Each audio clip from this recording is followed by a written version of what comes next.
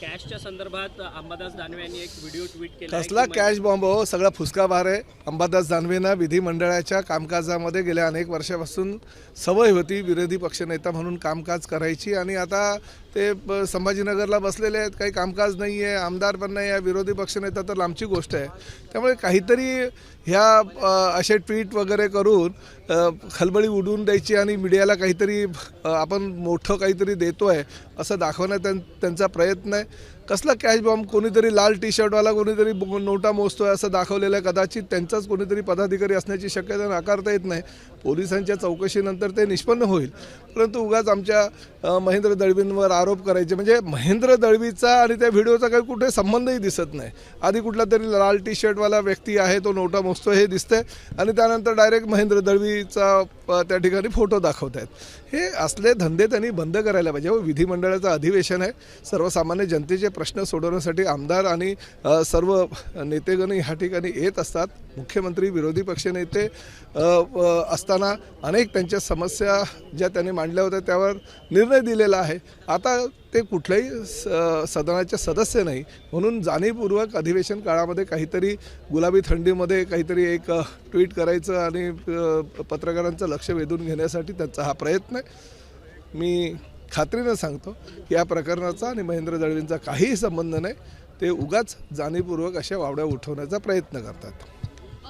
एकूणच जसं तुम्ही म्हणालात की अधिवेशन चालू आहे, तुम्हाला वाटतं की हे लोकप्रतिनिधींना टार्गेट करून 100% बघा, शेवटी विधिमंडळ हे कामकाजासाठी असतं आणि नागपूरच्या अधिवेशनावर सर्वसामान्य जनतेचा फार विश्वास असतो की विदर्भातल्या जनतेसाठी काहीतरी हे सरकार करेल, आणि आम्ही ते करण्याचा प्रामाणिक प्रयत्न करतो आहे.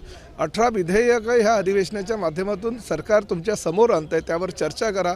अनेक आयुध तुम्हाला लोकशाहीमध्ये दिलेले आहे, संविधानानं अनेक निर्णय घेण्याचे अधिकार आपल्याला दिलेले असताना ह्या अशा गोष्टींवरनं वातावरण दूषित करण्याऐवजी सर्वसामान्य शेतकऱ्यांचे, कष्टकऱ्यांचे, महिलांचे, सगळ्या समाजाचे हे प्रश्न सोडवण्यासाठी हे अधिवेशन असतं.